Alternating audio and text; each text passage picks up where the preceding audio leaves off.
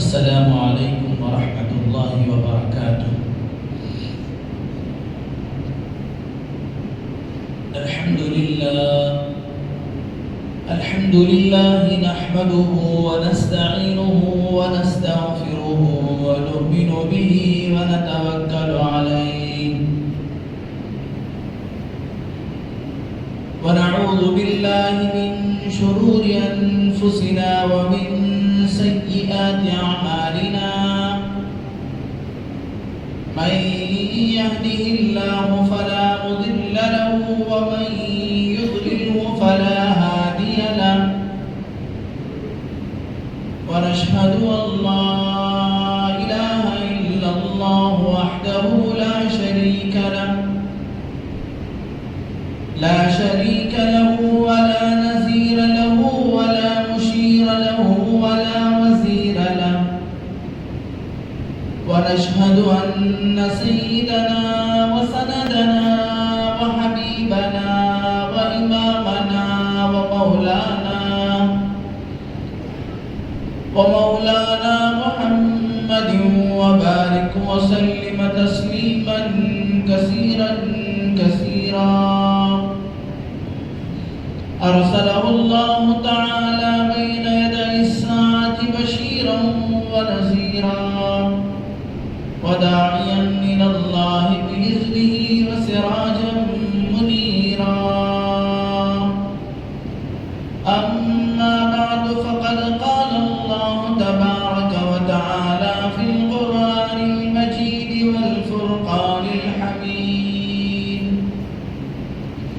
أعوذ بالله من الشيطان الرجيم بسم الله الرحمن الرحيم يا أيها النبي إنا أرسلناك شاهدا ومبشرا ونذيرا وداعيا إلى الله بإذنه وسراجا منيرا صدق الله العظيم وصدق رسوله النبي الكريم ونحن على ذلك لمن الشاهدين والشاكرين سبحانك لا علم لنا إلا ما علمتنا إنك أنت العليم الحكيم رب اشرح لي صدري ويسر لي أمري واحلل عقدة من لساني يفقهوا قولي اللهم صل على سيدنا مولانا محمد وبارك وسلم اللهم صل على سيدنا مولانا محمد وبارك وسلم اللهم صل على سيدنا مولانا محمد وبارك وسلم تسليما كثيرا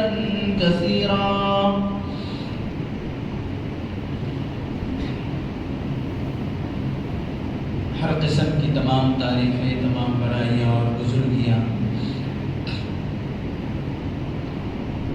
خدائے رب ذوالجلال کے لیے جس کی خدائی میں کوئی شریک نہیں۔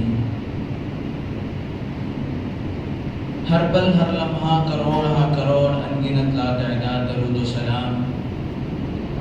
محسن انسانیت فخر موجودات خلاصہ کائنات محبوب رب العالمین محمد مصطفیٰ احمد مجتبیٰ حضرت رسول پاک صلی اللہ علیہ وسلم یا رب صلی وسلم دائما ابدا علی حبیبک خیر الخلق کلہم۔ معزز سامعین اکرام، فرزندان اسلام، بہت ہی قابل قدر بزرگوں اور دوستوں، ماہ ربیع الاول کے آخری ایام چل رہے ہیں۔ امام الانبیاء خاتم النبیین سید المرسلین رحمۃ للعالمین صلی اللہ علیہ وسلم اس ماہ مبارک کے اندر آپ کی پیدائش ہوئی آپ دنیا میں تشریف لائے۔ آپ کے آنے سے پہلے دہر میں کفر خزاں تھا، عرب میں شرک خزاں تھا، ساری دنیا میں اندھیرا اندھیرا تھا۔ اللہ تبارک و تعالیٰ نے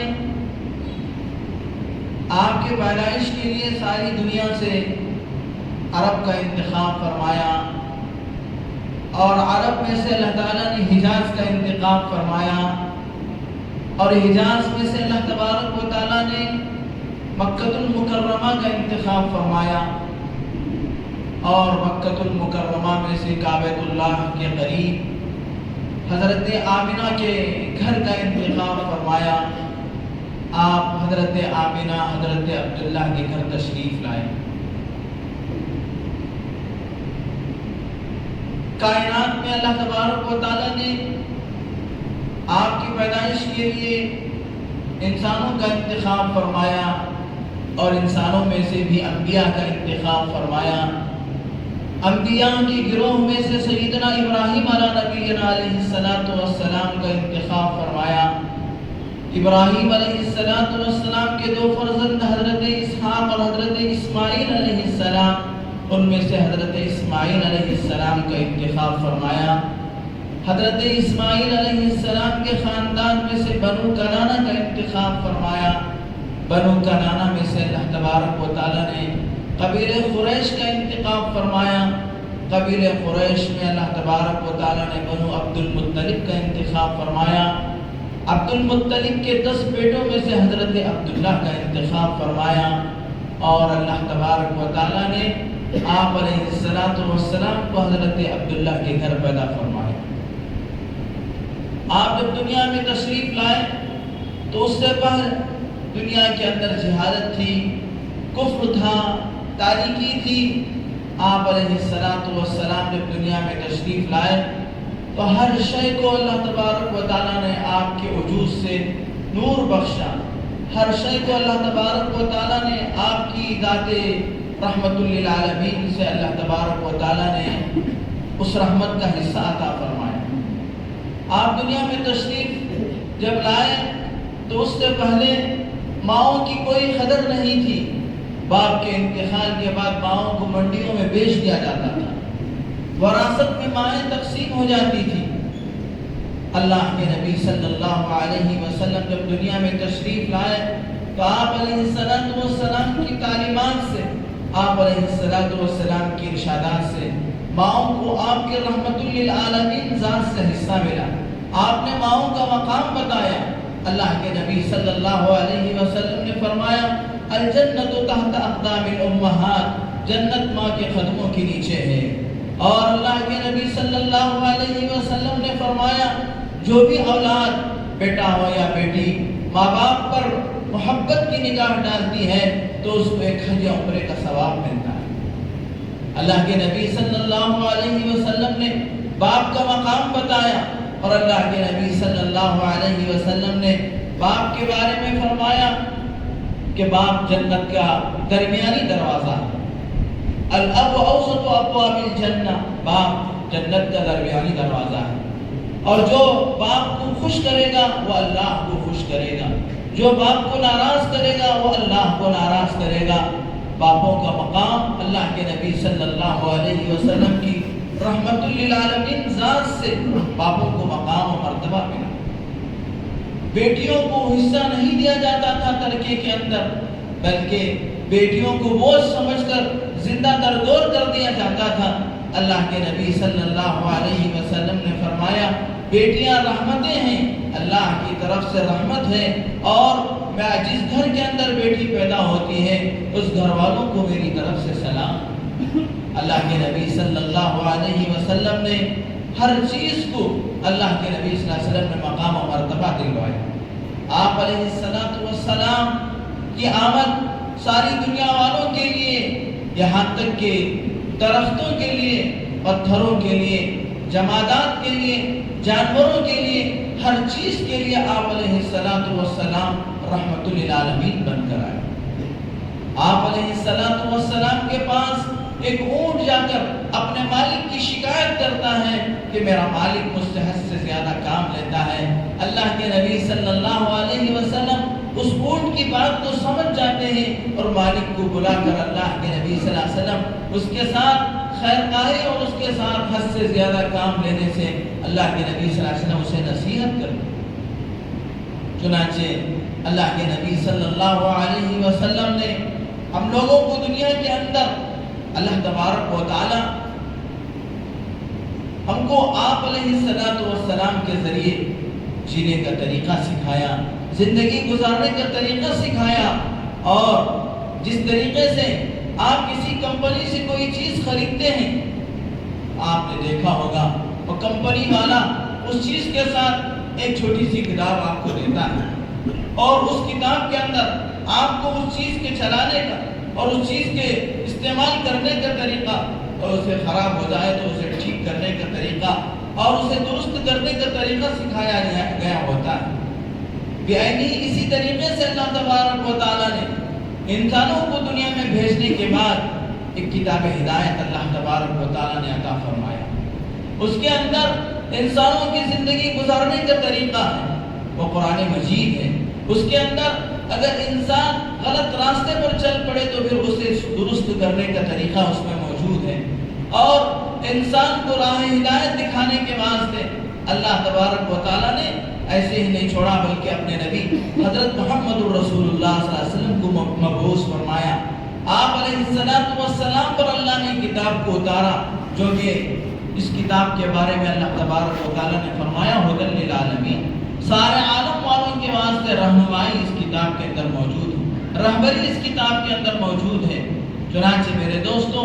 اللہ تبارک و تعالیٰ نے ہمیں کسی بھی میدان میں کسی بھی جگہ میں بغیر رہبری کے نہیں چھوڑا، ہمارے ہر اعتبار سے رہبری اور رہنمائی فرمایا،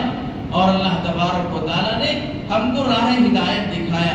اگر ہم اس طریقے کو اپنائیں گے تو ہم دنیا میں بھی کامیاب ہوں گے اور آخرت کی ابدی زندگی کے اندر بھی کامیاب۔ حضرات صحابہ کرام رضوان اللہ تعالی علیہم اجمعین آپ علیہ السلام کی ذات گرامی کو سمجھ چکے تھے۔ آپ کے اشاروں پر حضرات صحابہ اپنی جانوں کو نشاور کر دیتے تھے، اس لیے کہ صحابہ کو معلوم تھا کہ آپ کے اشاروں پر پڑنے ہی میں آخرت کی کامیابی ہے، دنیا اور آخرت کی کامیابی۔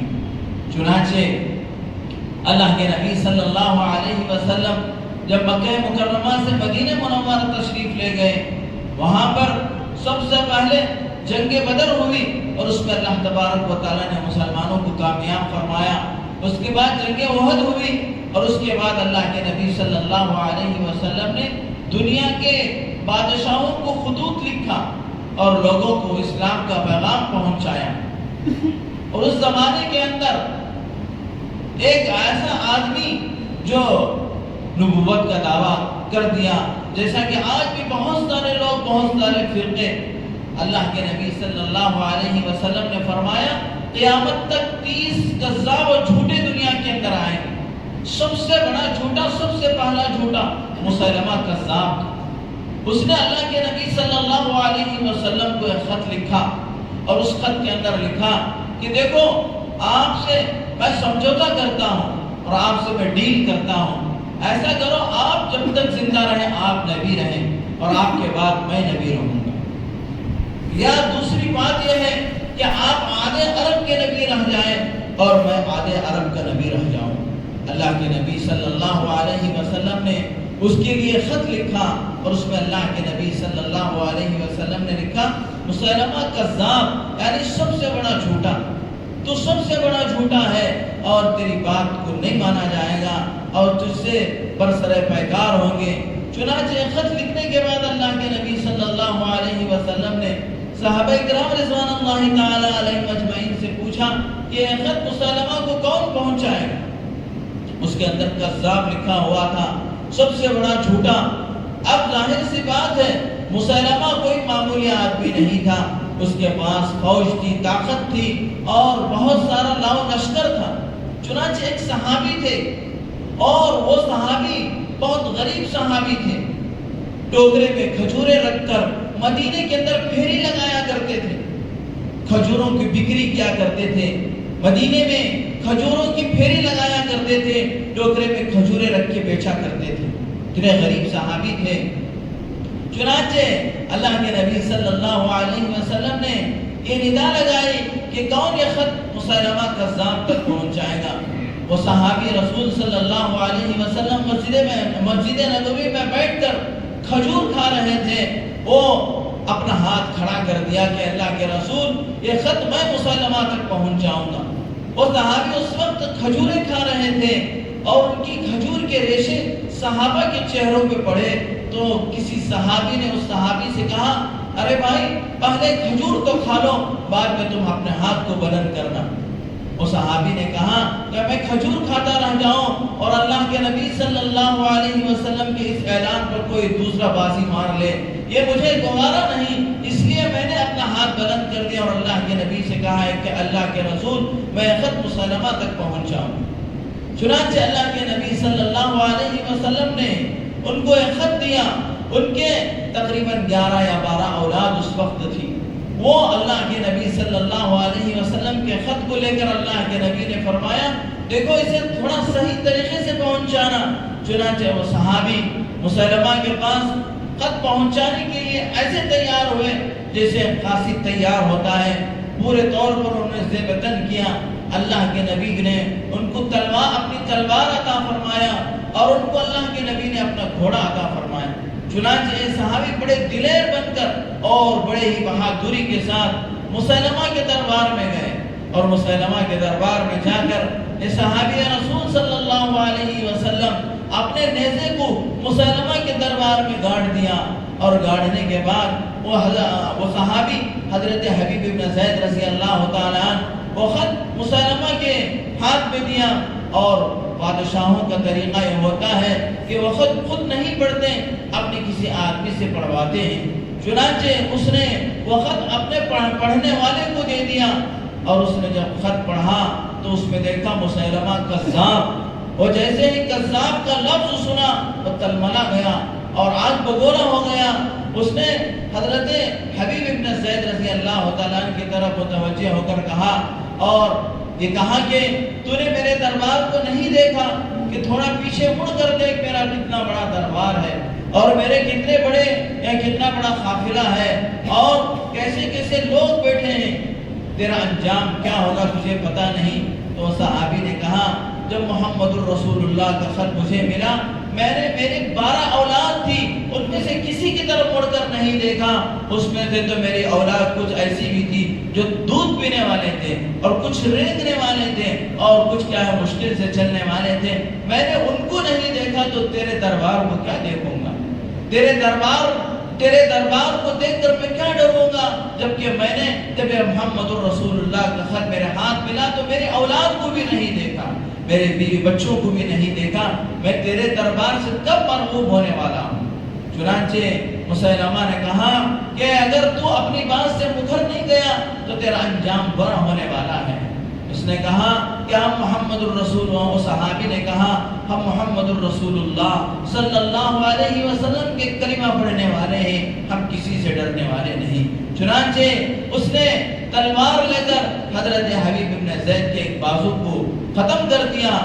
چنانچہ اس کے بعد وہ پھر دوبارہ حضرت حبیب بن زید سے پوچھا کہ اب دیکھ تیرا کیا ارادہ ہے، تو اپنے ارادے سے مکرتا ہے یا نہیں؟ انہوں نے کہا ہم اپنی جانوں کو اللہ کے نبی صلی اللہ علیہ وسلم کے لیے قربان کرنے میں فخر محسوس کرتے ہیں۔ چنانچہ اس نے حضرت حبیب بن زید کے دوسرے بازو کو بھی ختم کر دیا، اور اس کے بعد وہ کانپ رہا تھا۔ مسیلمہ ابن کذاب اس کے ہاتھ میں تلوار تھی، اس نے حضرت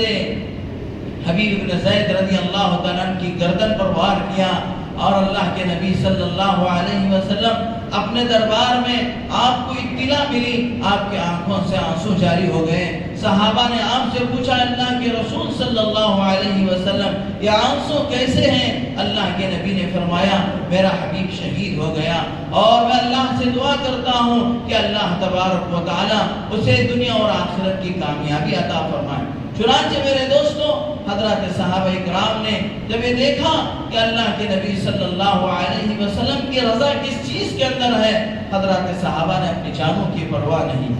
اللہ کے نبی صلی اللہ علیہ وسلم ہمیشہ اپنی امت کے بارے میں فکر کیا کرتے تھے کہ امت کیسے کامیاب ہو جائے۔ ایک مرتبہ اللہ کے نبی صلی اللہ علیہ وسلم تشریف فرما تھے، اتنے میں حضرت جبرائیل علیہ السلام تشریف لاتے ہیں۔ حضرت جبرائیل علیہ السلام بارگاہ اقدس میں دست بستہ حاضر ہوتے ہیں۔ اللہ کے نبی صلی اللہ علیہ وسلم حضرت جبرائیل علیہ السلام کے چہرے کو دیکھ کر پہچان جاتے ہیں کہ جبرائیل علیہ السلام کچھ غمگین ہیں۔ اللہ کے نبی صلی اللہ علیہ وسلم حضرت جبرائیل علیہ السلام سے پوچھتے ہیں، اے جبرائیل کیا بات ہے؟ آج میں آپ کے چہرے کے اندر تغیر دیکھ رہا ہوں، تبدیلی دیکھ رہا ہوں۔ حضرت جبرائیل علیہ السلام بڑے درد کے ساتھ، بڑے ادب کے ساتھ اللہ کے نبی صلی اللہ علیہ وسلم سے فرماتے ہیں، اے اللہ کے رسول، آج مجھے اللہ کی جانب سے جہنم کا دورہ کرنے کا حکم فرمایا۔ میں نے جہنم کا دورہ کر کے آیا، جہنم کو دیکھ کر آیا۔ جہنم کے 7 طبقات ہیں، جہنم کے 7 طبقات ہیں۔ سب سے نچلے طبقے کے اندر اللہ تبارک و تعالیٰ نے منافقوں کے لیے ٹھکانہ بنایا ہے۔ ان المنافقین فی الدرک الاسفل من النار۔ قرآن میں اللہ تعالیٰ فرماتا ہے منافقین کے لیے جہنم کا سب سے نچلا درجہ ہے، اور اس کے بعد جو چھٹے درجے پر اللہ تبارک و تعالیٰ نے یہ چھٹا درجہ مشرکین کے لیے بنایا ہے، اور وہاں یعنی چھٹے درجے میں اللہ تبارک و تعالیٰ مشرکین کو رکھے گا، اور اس کے بعد جو 5واں درجہ ہے اس میں اللہ تبارک و تعالیٰ کافروں کے لیے بنایا ہے،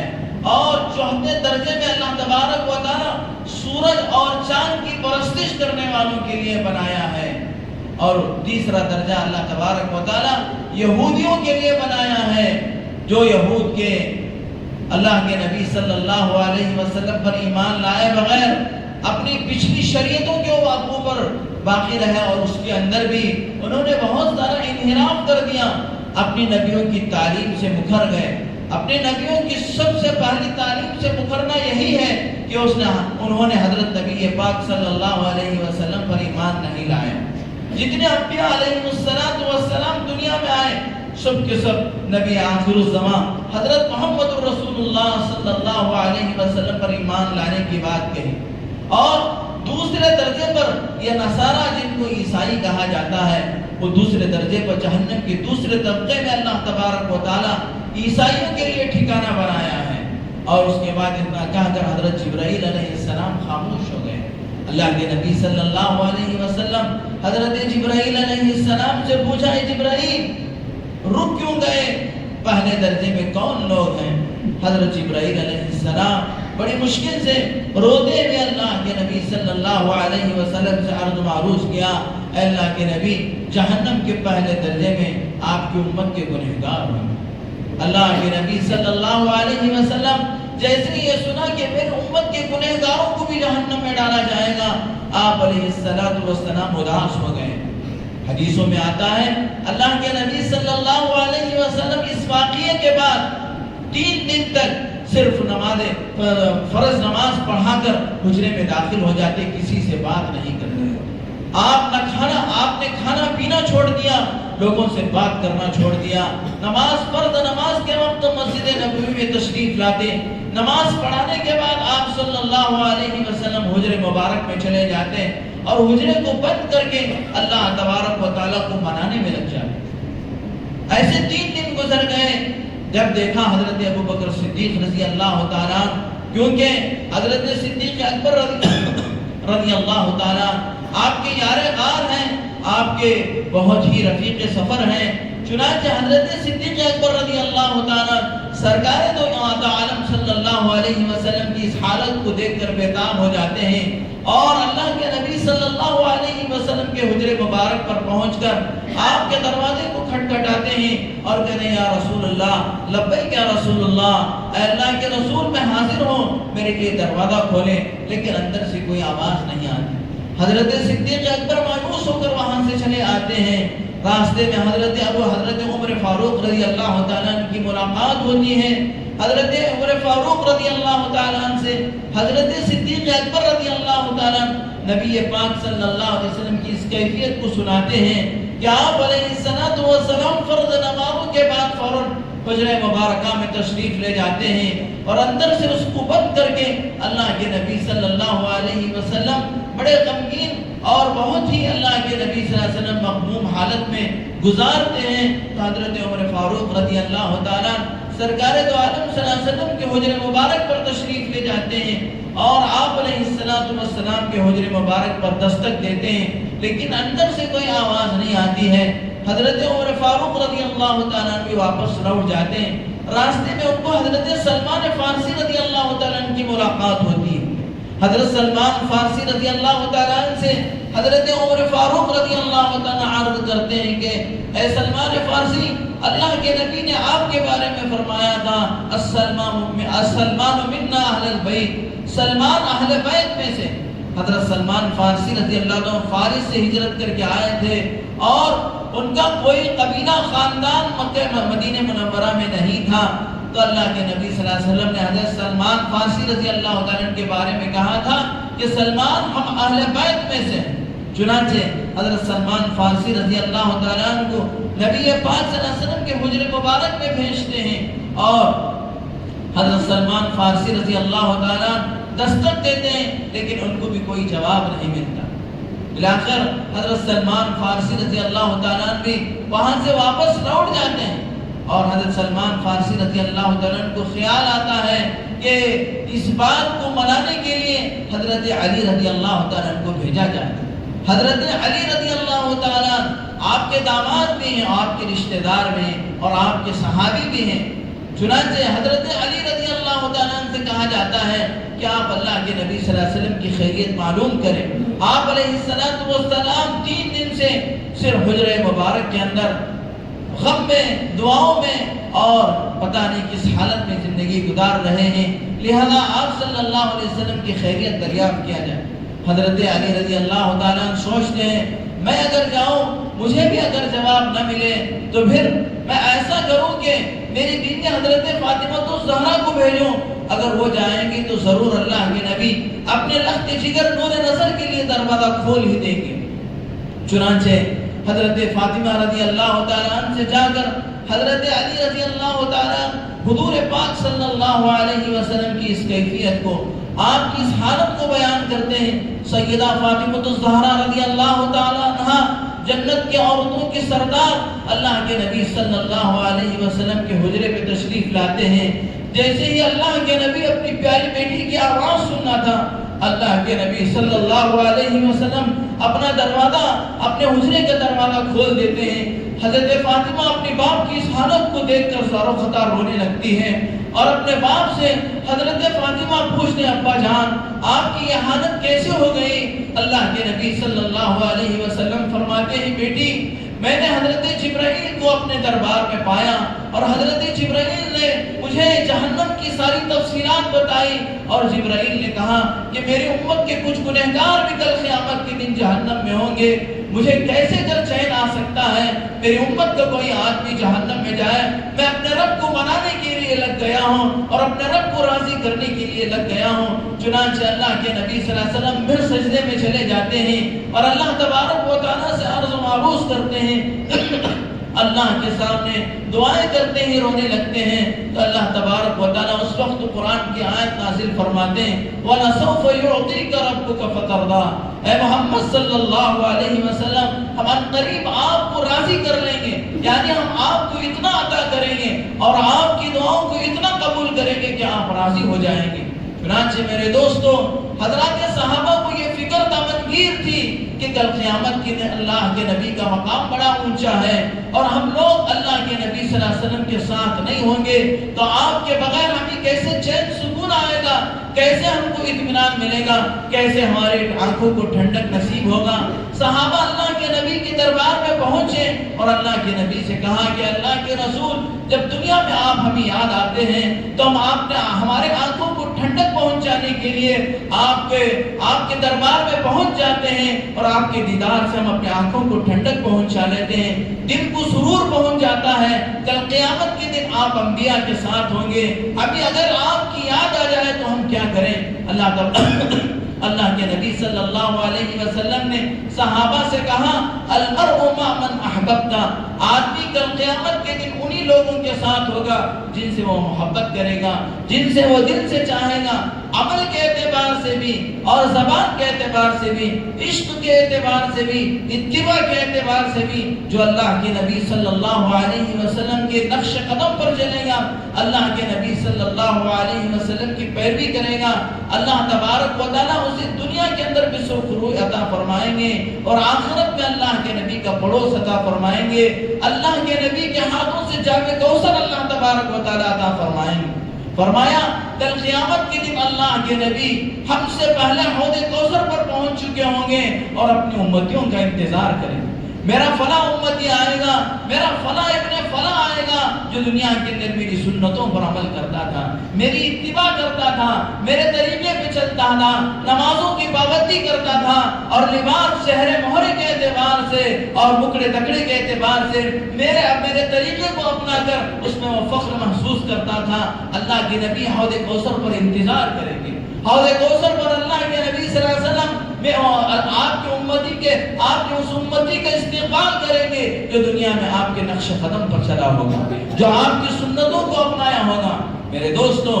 آج اس دنیا کے گئے گزرے زمانے میں اور آج جو مسلمانوں کے اوپر حالات ہیں، ایسے موقع پر مسلمانوں کو جھنجھوڑنے کی بات یہ ہے کہ آج ہمارے نبی کے شان میں گستاخی کی جاتی ہے۔ کیوں؟ اس لیے کہ آپ کے ماننے والے پورے طور پر آپ کی اتباع کرنے والے نہیں۔ اگر میرے دوستوں ابھی آپ نے اس ہفتے میں دیکھا کہ آپ کے ماننے والوں نے نبی کی شان میں گستاخی کرنے والے کے خلاف میں صرف میرے دوستوں 0.1 یعنی جتنی مسلمان آبادی ہے اس میں سے صرف 12,000 مسلمانوں نے سڑکوں پر آئے اور دنیا کو دکھا دیا کہ محمد کے ماننے والے کیسے ہوتے ہیں۔ محمد کے ماننے والے اگر سڑکوں پر آ جائیں اور وہ پروٹیسٹ کرنے پر آ جائیں پرامن طریقے پر، سنویدھان کے مطابق اور ہمارے اس ملک کے قانون کے مطابق پروٹیسٹ کرنے پر آ جائیں تو دنیا ان کے سامنے ان کی تعریف کرنے سے تھکتی نہیں ہے۔ مسلمان کی تعریف مسلمان نہیں بلکہ غیر مسلمانوں کی تعریف کرنے پر۔ چنانچہ میرے دوستوں، اللہ کے نبی صلی اللہ علیہ وسلم سے محبت ہماری اپنی زبانوں سے بھی ہونی چاہیے، اللہ کے نبی کا عشق ہماری اپنی زبانوں سے بھی ہونی چاہیے، لیکن میرے دوستو زبانوں سے زیادہ اور اللہ کے نبی صلی اللہ علیہ وسلم کا عشق ہم اپنے عمل سے کر کے دکھانا ہے۔ اپنے عمل سے اللہ کے نبی صلی اللہ علیہ وسلم کی اتباع کر کے دکھائیں گے، آپ کے طریقے پہ چل کے دکھائیں گے، آپ کے اخلاق کو دنیا کے اندر عام کریں گے، آپ کے کردار کو دنیا کے اندر عام کریں گے، تو پھر میرے دوستو دنیا اللہ کے نبی صلی اللہ علیہ وسلم کے طریقے کو سیکھنے کی پیاسی ہے، دنیا اللہ کے نبی صلی اللہ علیہ وسلم کے طریقے کو دیکھنے کی پیاسی ہے، دنیا اسلام کی تعلیمات کی پیاسی ہے۔ لیکن میرے دوستو افسوس کی بات یہ ہے کہ اسلام کے ماننے والے خود ہی اسلام کی تعلیمات پر عمل نہیں کر رہے ہیں۔ اسلام اللہ کے نبی صلی اللہ علیہ وسلم کے نام لینے والے خود اللہ کے نبی صلی اللہ علیہ وسلم کے اخلاق سے محروم ہیں، اللہ کے نبی کے طریقے سے محروم ہیں، آپ کی سنتوں سے محروم ہیں، تو پھر دنیا والوں کو کیا پتا چلے گا کہ نبی کے اخلاق کیا ہیں، اسلام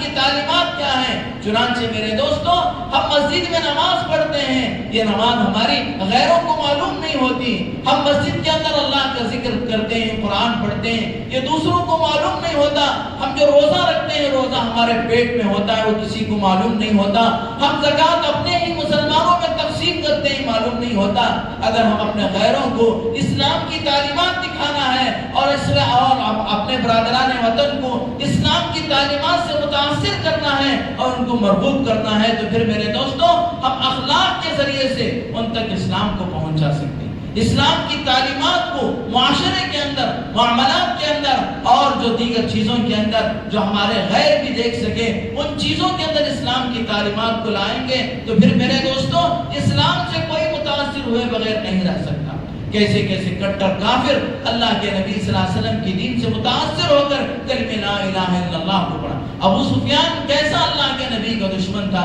جنگ احد کے اندر جنگ بدر کا کیا ہے پورے کا پورا معرکہ جو بنا وہ ابو سفیان کی وجہ سے بنا، لیکن ابو سفیان جب اللہ کے نبی کے اخلاق کو فتح مکہ کے موقع پر دیکھا تو اسلام لانے سے نہیں رہا۔ اکرمہ ابو سفیان کا جب اس نے فتح مکہ کے موقع پر اللہ کے نبی کے اخلاق کو دیکھا تو وہ اللہ کے نبی صلی اللہ علیہ وسلم کے پیروں پہ گر گیا۔ صفوان ابن امیہ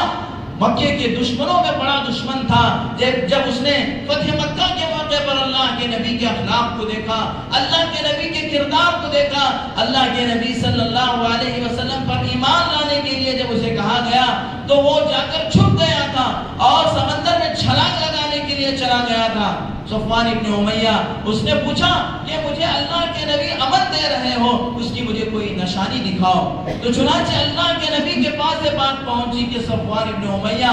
آپ امن دے رہے ہیں، اس کے لیے وہ نشانی مانگ رہا ہے۔ امام الانبیاء خاتم النبیین حضرت محمد رسول اللہ صلی اللہ علیہ وسلم اپنی پگڑی اتار کر نشانی کے طور پہ بھیجا، جاؤ صفوان ابن امیہ سے یہ نشانی کے طور پہ بتا دو کہ میں اسے امن دے رہا ہوں۔ اس نے اس پگڑی کو اس فتح مکہ کے موقع جنگ بدر کے موقع پہ دیکھا تھا اور اس نے اللہ کے نبی کے پگڑی کو پہچان لیا اور سمجھ گیا کہ پیارے آقا اسے امان دے رہے ہیں۔ چنانچہ وہ مکے کے اندر آیا اور اللہ کے نبی کے قدموں پہ گر کے ایمان لے کر آئے اور حضرت صفوان ابن امیہ ہو گئے۔ لہذا میرے دوستوں، ہم اخلاق کے ذریعے سے، کردار کے ذریعے سے اللہ کے نبی صلی اللہ علیہ وسلم کے مشن کو، آپ کی تعلیمات کو، اسلام کی تعلیمات کو دنیا میں عام کرنا ہے۔ لہذا ہم خود بھی 5 وقتہ نمازوں کے پابند ہونا ہے اور سر سے لے کر پیر تک اللہ کے نبی کی سنتوں کے مطابق اپنی زندگی کو ڈھالنا ہے، اور باہر کی دنیا میں جو معاملات کی دنیا ہے، جو تجارت کی دنیا ہے، جو لین دین کی دنیا ہے، اس میں بھی اللہ کے نبی صلی اللہ علیہ وسلم کی تعلیمات کو مد نظر رکھنا ہے۔ کسی کو دھوکہ نہیں دینا ہے، کسی کو میرے ڈنڈی نہیں مارنا ہے اور کسی کے ساتھ دغا نہیں کرنا ہے۔ ایسے اخلاق کے ساتھ زندگی گزاریں گے تو پھر میرے دوستوں ہمارا جینا ہی، ہماری تجارت ہی اور ہمارا لین دین ہی دوسروں کے لیے ایمان کا سبب و ذریعہ بنے گا۔ اللہ تعالیٰ سے دعا ہے کہ اللہ تبارک و تعالیٰ ہمیں صحیح معنی میں اسلام کی تعلیمات پر عمل پیرا ہونے کی توفیق عطا فرمائے۔ امام الانبیاء خاتم النبیین صلی اللہ علیہ وسلم کی سیرت اور آپ کی تعلیمات پر عمل کرنے کی اللہ تعالیٰ مجھے اور آپ کو توفیق عطا فرمائے۔ وآخر دعوانا الحمدللہ۔